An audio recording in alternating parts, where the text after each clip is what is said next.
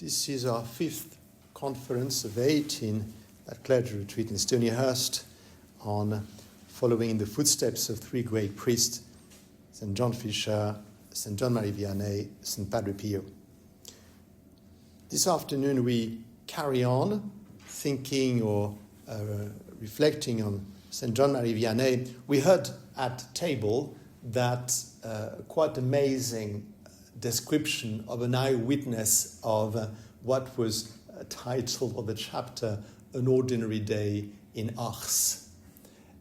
And it's just amazing. We knew about it, but when we hear somebody who was there tell us about the way it happened and the throngs of people and the fact that still things are very orderly, very peaceful, very prayerful, and the constant availability of the curé despite having been for hours and hours in the confessional, and then they ask him to bless medals and rosaries. And I mean, I would easily say, okay, listen, I've been sitting in the confessional for quite a while now. I need my sandwich and come again later.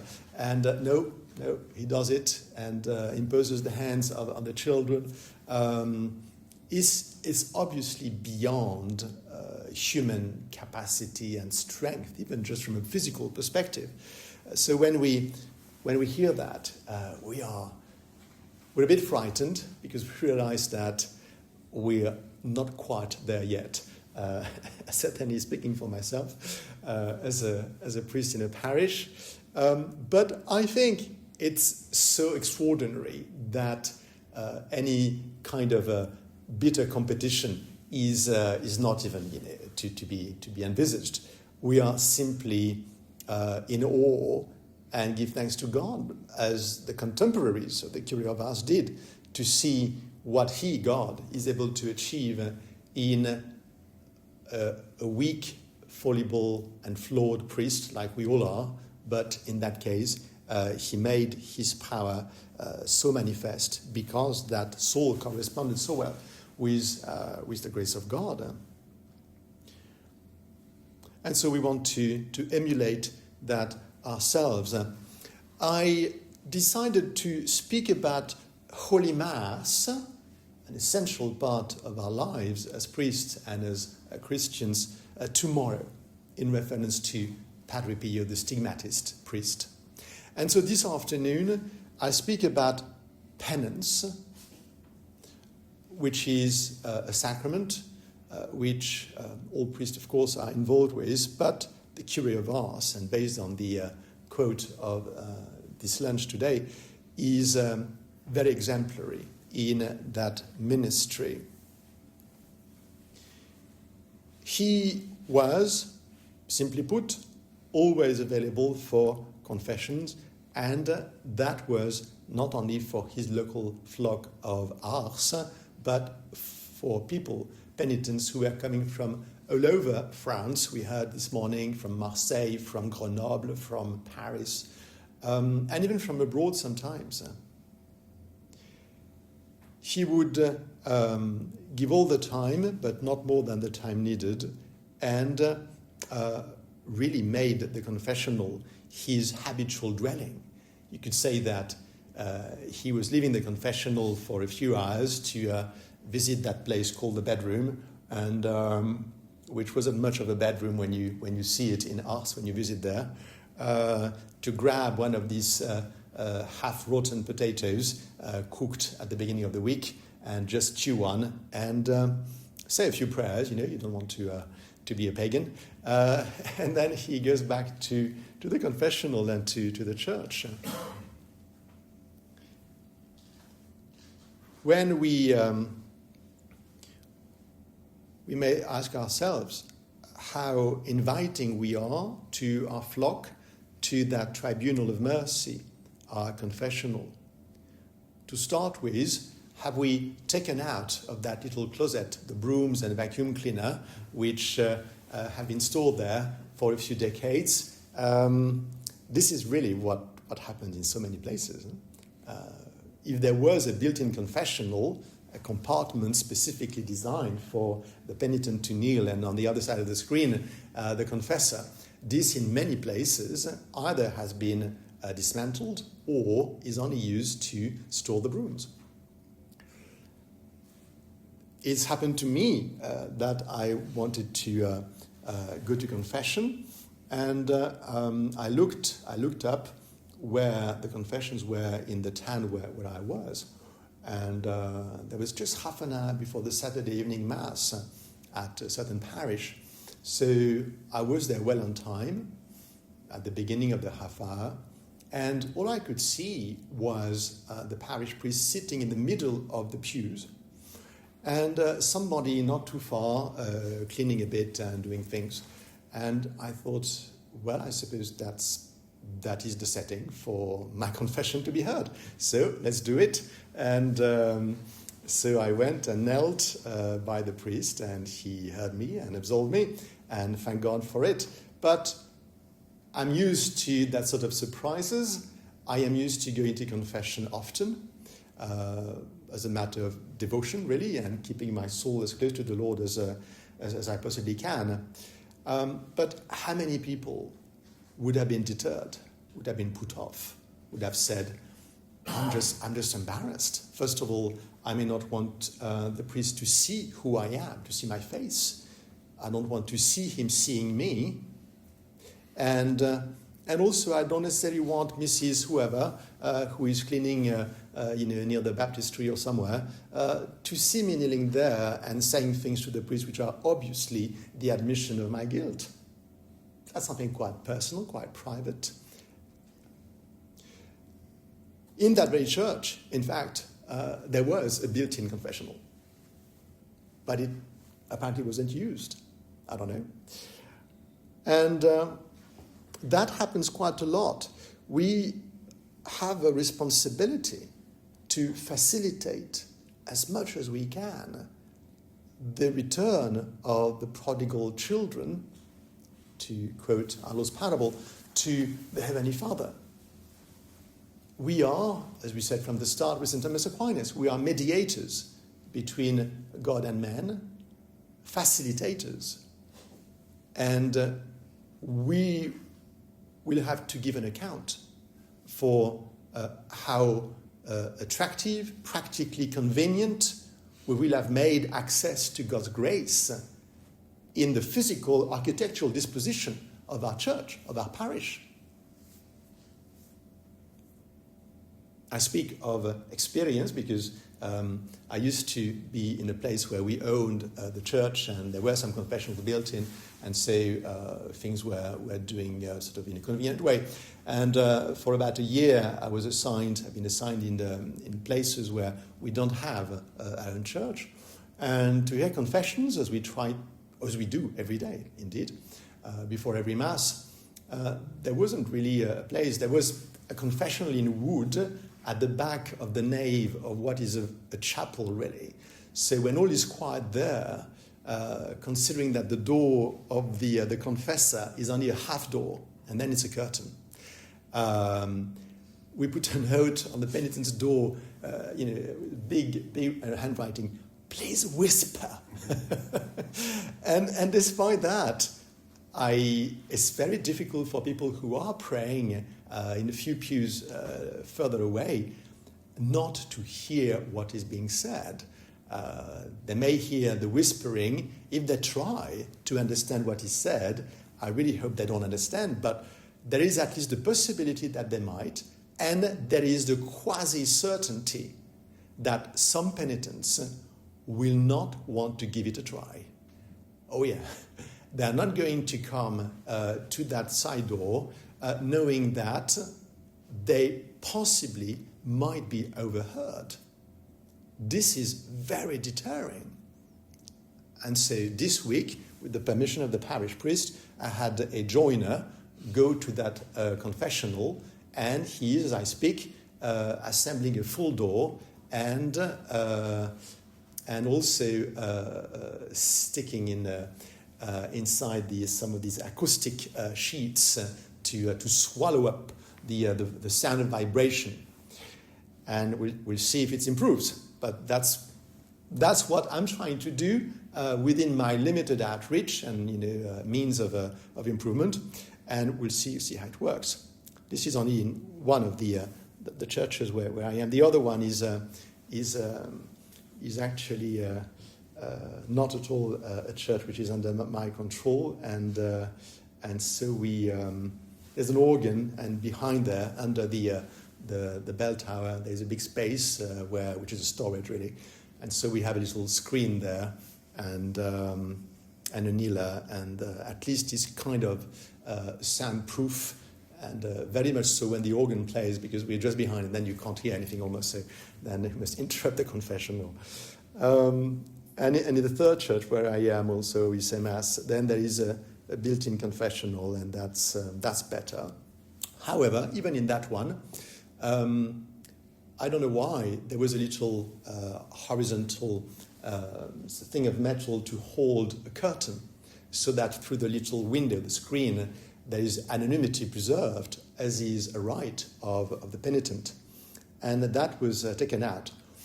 And so I'm having good ladies from the parish saw a little purple veil, which is going to fit there, so that our eyes, mine and the penitent's eyes, do not meet.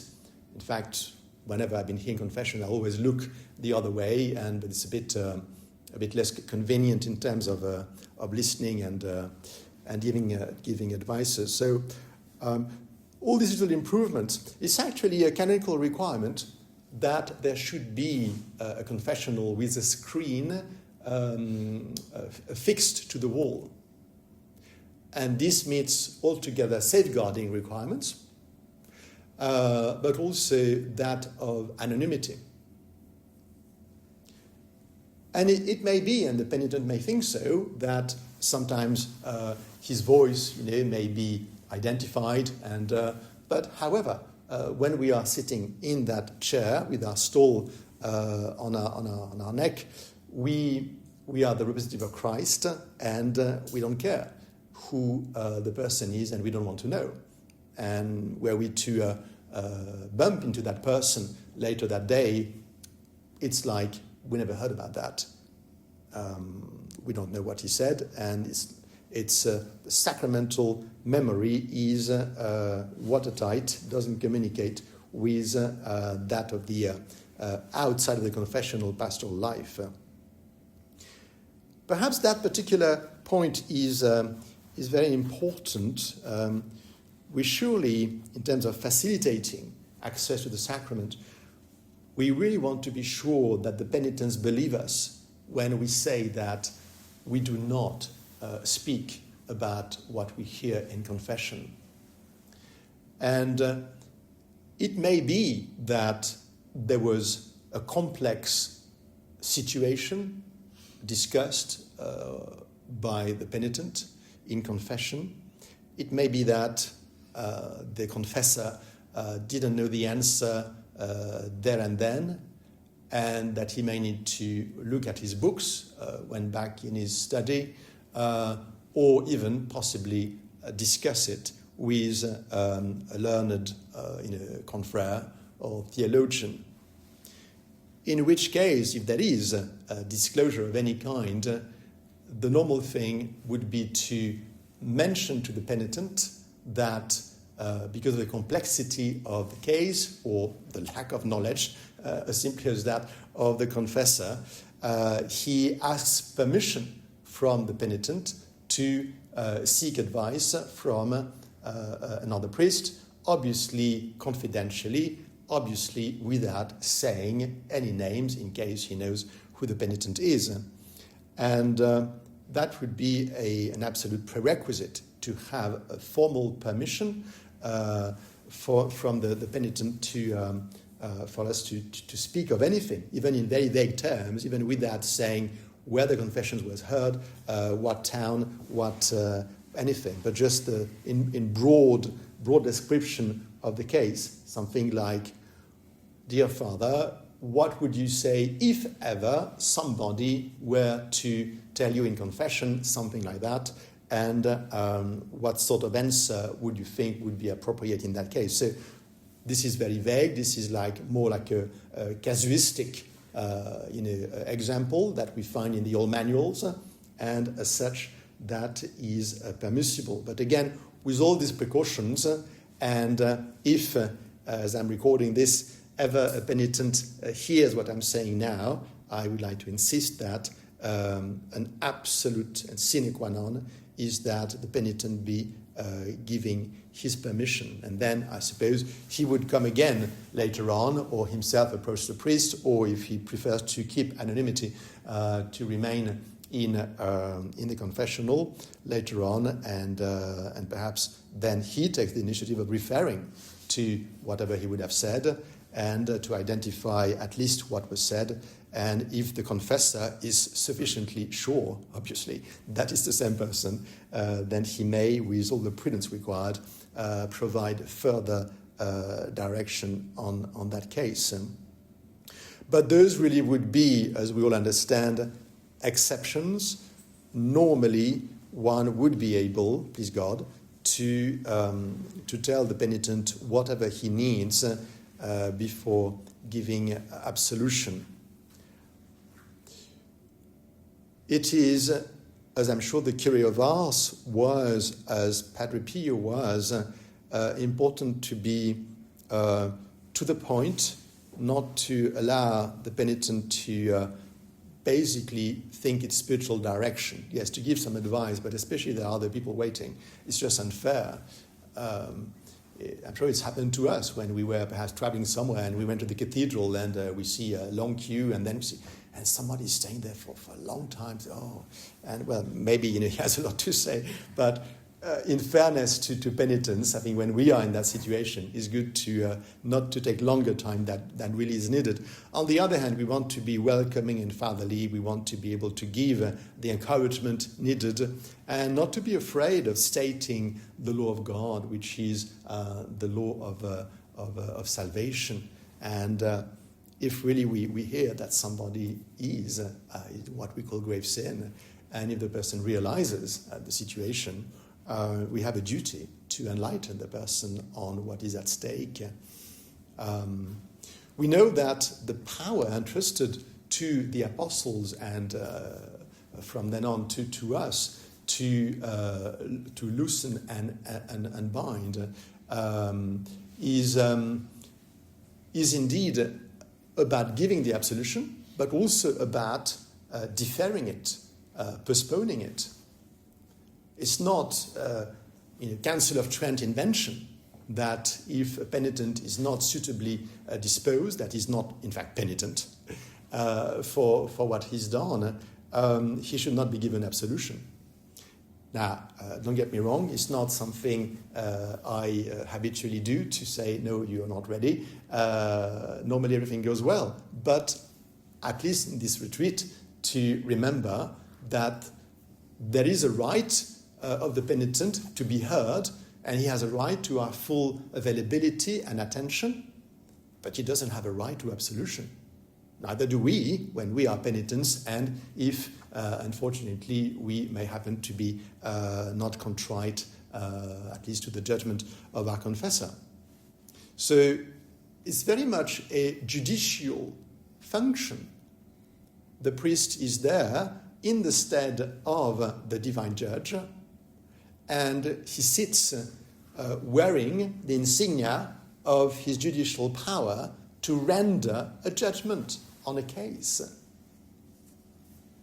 And this is also why I believe traditionally the priest would wear, in addition to his cassock and surplice and stole, the beretta, which is a head cover similar to that of judges in certain countries, and a part of the insignia of his judicial function in that context. We, of course, as judges appointed by the merciful Saviour, we want to be faithful to his own mercy and truth, and so our earnest desire is to bring the penitent to true contrition and amendment and strong resolution to avoid the proximate occasions of grave sins in the immediate future and to become a saint, really.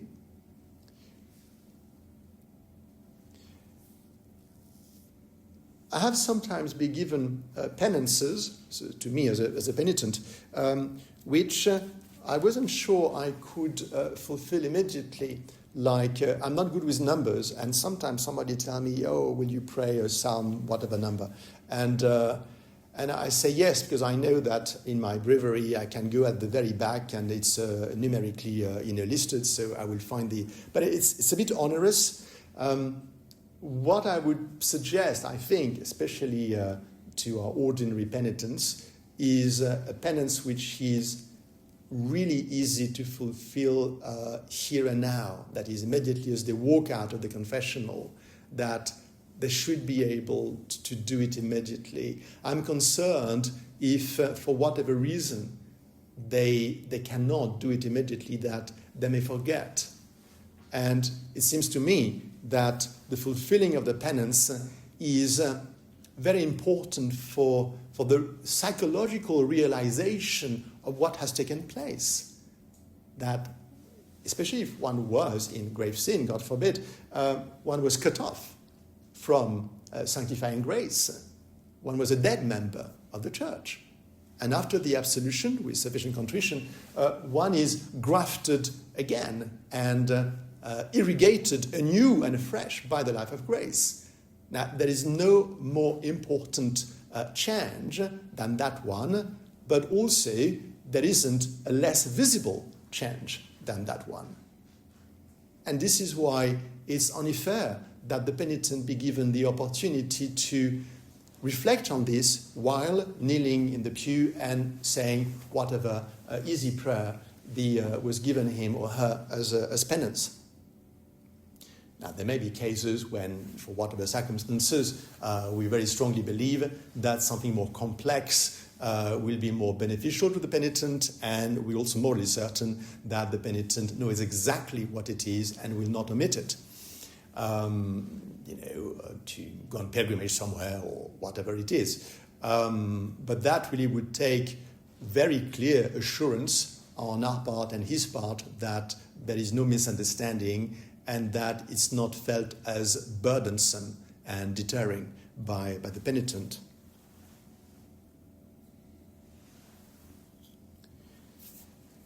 When we hear many confessions, it's important to make sure that we articulate the words of absolution clearly, distinctly, and, even worse, that we actually give the absolution. It may happen, I speak hypothetically, that we've had, I don't know, 12 penitents, and perhaps some of the things said were a bit similar over the past hour, and that it's perhaps person of the same sex who came the last 5 ones, and that one is a bit tired, and the person then asks something which is not the absolution, and so we give some advice, and then we think, oh, actually, have I given the absolution to that number X penitent or not? Now, we cannot allow uncertainty in this matter. So there's no harm at all, it happens to me sometimes, to actually ask the penitent, excuse me, have I actually given you absolution? Before we started that spiritual discussion about whatever it was. And the person will say yes or no. And if it's no, well, obviously I give it then. So very, very important. I was preaching on confession to my parishioners, and I told them the same thing. I said, please make sure that you hear the confessor speak aloud the words of absolution, and that whatever he says is a valid formula. In English, in Latin, in Chinese, I don't know, but whatever it is, it must be what supports and allows the grace of God to be conveyed to your soul through a valid absolution. I was given by an experienced priest when I was at seminary the following advice, which I found very, very to the point. And he said, it seems a bit silly, but he says, it's good to avoid shifting on your chair and making noises of any kind during the confession, lest the penitent may interpret it as either you being bored, or you being uncomfortable, or you being impatient, or you being indisposed in any way. And I found that very, very good. Now, it may be that, especially if we've been there for a long time and whatever, we need to stretch our legs, but just as general guidance, I found that very, very useful. But then also, it's even better then to come back to the idea of a fixed screen and a curtain. Then one is able, suppose you've been in confession for 2 hours and that's after lunch and you need to yawn, and if the penitent sees you doing that, he will think, I'm really a very boring penitent, and I feel ashamed and whatever it is. But if there is a screen, you can yawn and nobody will see it and there's no offense and everybody's happy. I went once to confession in a cathedral, and it wasn't clear at all where was the queue. In fact, I looked very, very earnestly, and I couldn't see a queue of people waiting. And so I wait a bit. I was kneeling there, and then I see the person getting out of the confessional, and I go there, and I was quite surprised to see that there was no curtain. And there was like a little metal thread thing, but I could see perfectly well the face of the priest who was sitting there, as he could see me perfectly well. And the first thing he said is, have you jumped the queue? And so, like, looking at me in the eyes. And then I reflected on that, well, after all, I'm coming to confess sin, so if I jump the queue, I suppose I should confess to it. Yeah, oh, Father, yes, this is my first sin. You are like Padre P, you guessed it. And I explained that I didn't see any queue, etc. But I just felt this is wrong, really. First of all, he was looking at me as I'm looking at you now, with no screen, nothing, which for anonymity is very wrong, really. And then he was clearly aggressive. Which I didn't deserve in the situation. And even if I had committed a grave sin, jumped 100 queues, I should have been welcomed, in a friendly way. So it's just an example, just to say that really not to see the face of the penitent and of the confessor helps a lot, and also to be always very welcoming as much as we can.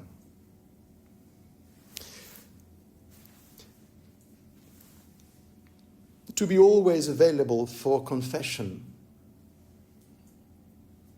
Now, that means, of course, that it should be reasonable. Say, if it's literally 25 minutes before the Saturday evening Mass, it's not a lot as a slot offered to our parishioners, unless there are all angels not fallen one. No, even angels don't come to confession, so it doesn't work. When I was before, it was... How long was it? It was 25 minutes, I think, before the Mass, every day, plus a long slot of 2 hours every Saturday, and during Holy Hour as well, etc. Where I am now, it's a bit of a smaller community, so it's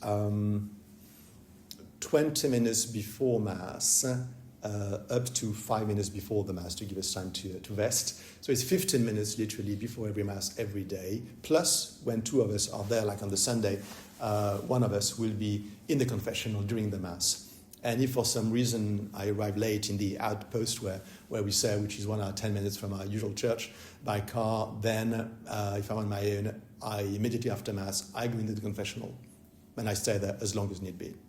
While people are having coffee and biscuits in the parish hall, but they keep some for me normally. And this is all advertised.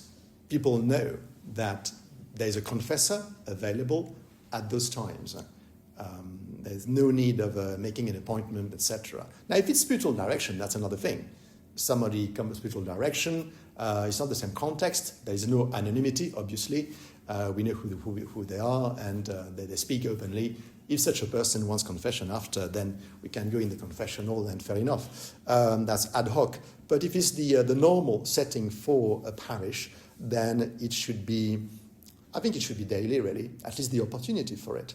Now, we're not wasting our time if nobody comes or not many people. We have our breviary, we have a book of spiritual reading, something which doesn't demand sustained attention, something that can be dropped, in 1 second when somebody, opened the door on the other side. So this is very good, and to pray for penitents themselves while we are there, saying our rosary, or again, there are many ways of making use of that time, which is not a waste of time, but a prayerful time. This availability for confessions extends to our fellow priests. That's a very, very important point, and we are here doing a clergy retreat. At seminary, we expect our seminarians to go to confession, at least in my time, I think it was once a week. We have spiritual direction once a week, and then the seminarian is invited, if he wishes, nobody is forced, to go to confession as regularly, as frequently, once a week.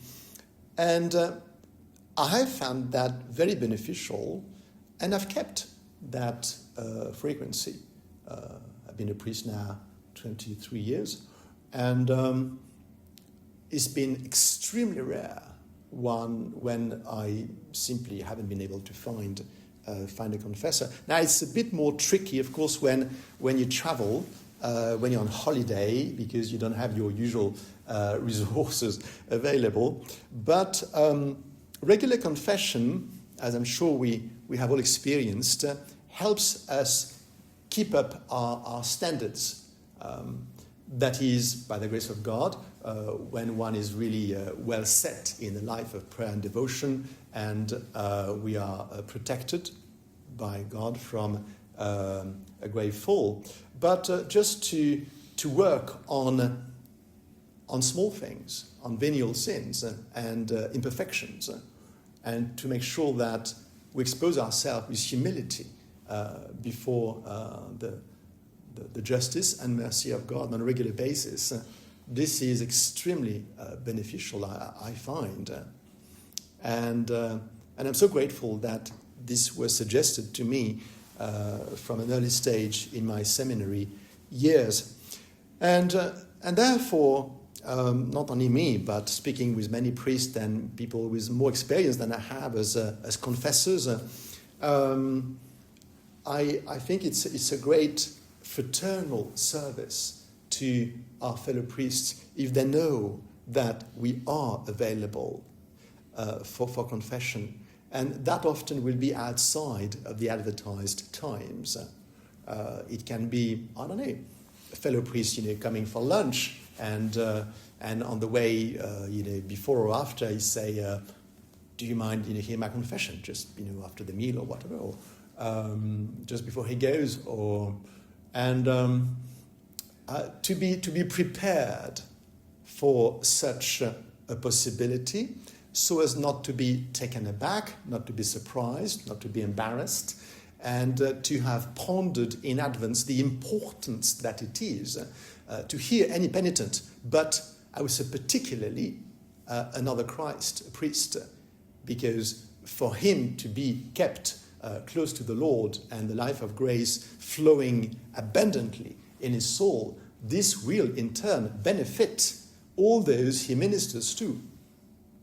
And when priests know that Father whoever is statutorily available for confessions, they are more likely to avail themselves of that option. Now, we don't go into details, and I know well that it may well be that one is not comfortable saying certain things to a priest we know well, and we must respect that, obviously. There is that sense of privacy and clergy fellowship, which things may be a bit more difficult if, even with the seal of confession, one knows that the other has heard certain things. But perhaps, generally speaking, if it is known, and if several priests are known to be welcoming to that kind of petition, then, by the grace of God, there will be a way for a priest who doesn't have his usual confessor available at that time to knock at our door or send a text and to help each other in that way. In the next few minutes, indeed, perhaps I should just mention something which we all well acquainted with, but in the past decades it hasn't been very much preached about, and that is the objective distinction between the state of grace and the state of mortal sin. I hinted at it earlier in this talk, but there can be no hesitation, no haziness there. It is one or the other. Either we are in the grace of God, or we are not. And then we are without grace, without habitual grace, and we are dead members of the church. Now, it is true, and is in fact a dogma, that no man or woman can assume that he or she is in the grace of God. That is, we cannot affirm it as of a certain knowledge. That would be a sin of presumption.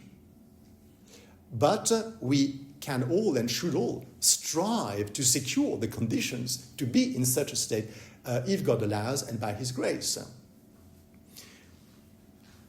In fact, that's just the trap that was led for St. Joan of Arc by her ecclesiastical judges during her trial. I invite you to read the minutes of the trial. They're fascinating. You see the Holy Ghost speak through a shepherdess. It's really fantastic.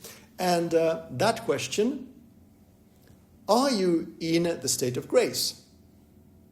And if she said yes, she would be accused of presumption. And if she said no, they would say, how dare you then to lead the host, that is the army of the king, to battle? And her answer, which I believe is quoted in the Catechism of the Catholic Church, is, if I am in God's grace, may God keep me in. If I am not, may he put me in. She knew that dogma, that no one can affirm that he is in the grace of God, but that together with that incapacity, there must be an earnest desire to be in the grace of God. And for us priests, it is a very important distinction. The distinction between mortal sin and venial sin, and the very terminology of it, still is in the Catechism of the Catholic Church. It hasn't gone away. It's still there. A grave sin requires three things: grave matter, full will, full knowledge. And we need the three conditions together, not only one or two at the same time, but three. So that if, God forbid, being a sleepwalker, I kill somebody during the night with a kitchen knife, I do commit a homicide, but I haven't willfully and with knowledge desired the death of that innocent person. So it is a tragedy, but it is not a crime. So we need to be very clear. When we examine our conscience, we know the way to salvation, we know the law of God and church, and we are shepherds of the flock. If we are not able to qualify our behavior and actions and thoughts and words, then who will be?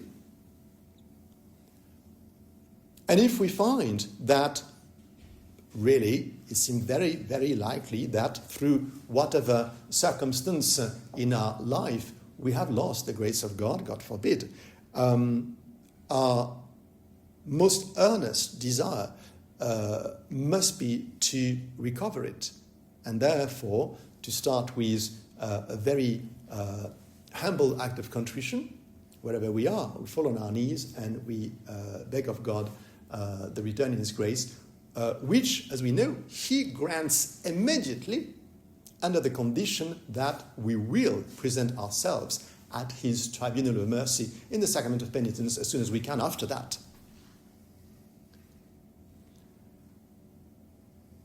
Speaking of the great saints who accompany us during this retreat, St. John Fisher, St. John Marie Vianney, and Padre Pio, we can be certain that they would have been acutely aware of that distinction between venial and mortal sin in the souls they were helping, but also in their own souls, and that they would have dreaded the very idea of being separated from God and cutting themselves off that irrigation of grace in their lives through a mortal sin.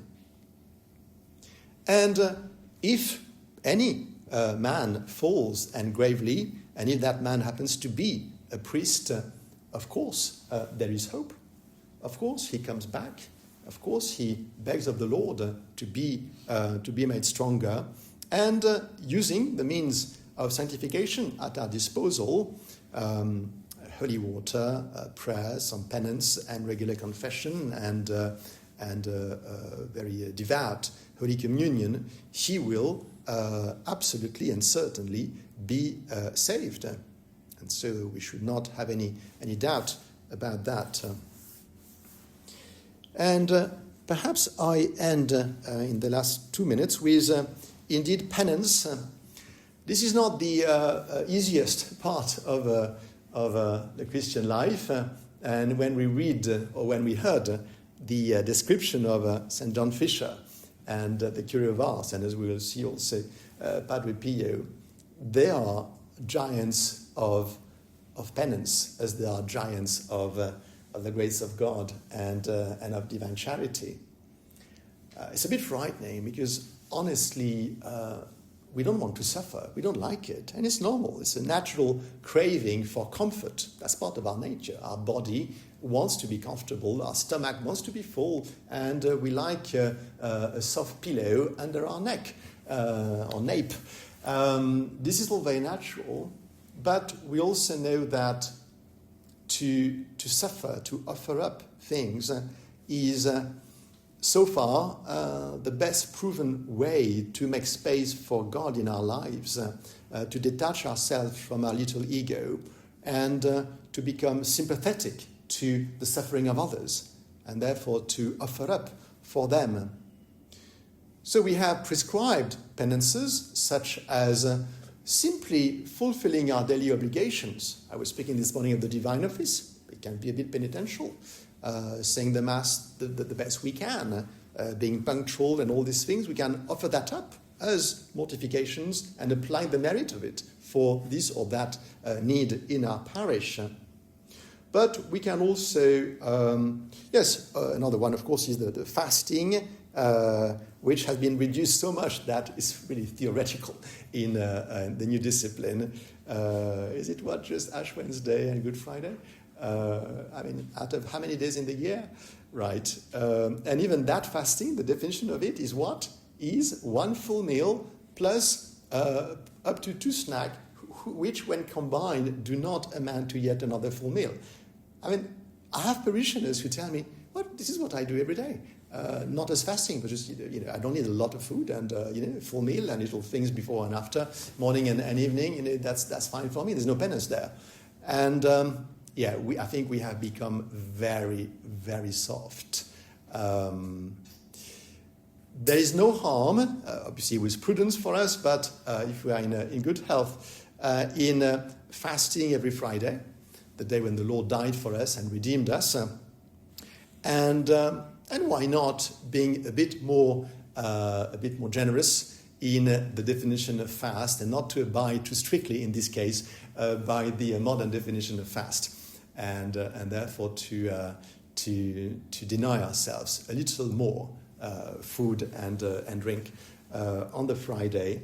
And why not on special occasions? We know that the Cure of Ars would fast hard when he knew that a big fish, as he called it, was about to be caught.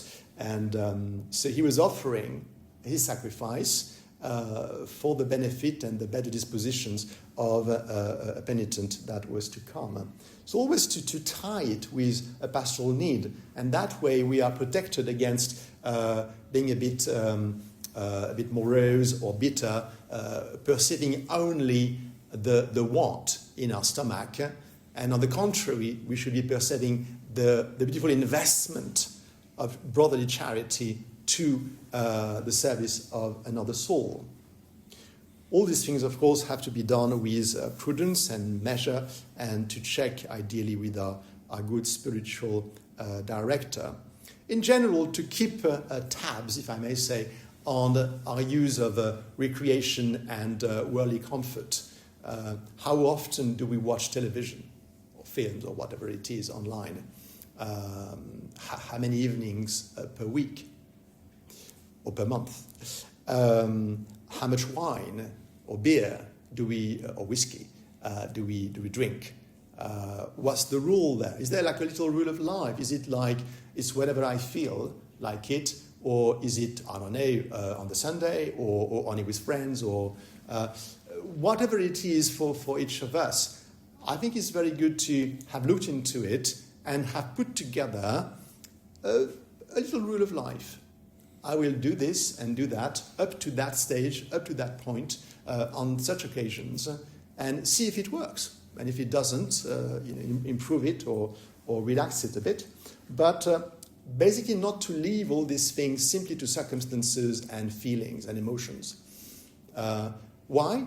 Because we then keep control over these things. We are less likely to be driven by them, and there is more merit in deciding that we drink, I don't know, one can of beer only on that day, because we offer up the second can of beer to our Lord as a sacrifice.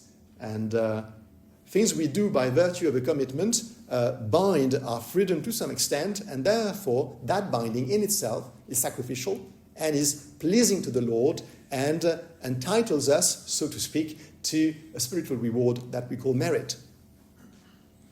And it is not that we want to capitalize like an investment, but there's an element of that, inasmuch as God, who is just, sees what is difficult for us and honors, and when we offer it up with a good heart, with humility and cheerfully, then God, as a good Father, wants to encourage us, and therefore he rewards this with a capacity of intercession for others, which is greater. And that is how the prayers of the saints were able to achieve wonders, when our little prayer seems often to be with very moderate efficacy. So, dear friends and fellow priests, let us ask during the holy hour right now, St. John Marie Vianney, especially, to make us zealous and loving confessors, people who will be true channels of the mercy of Christ for all our fellow Catholics.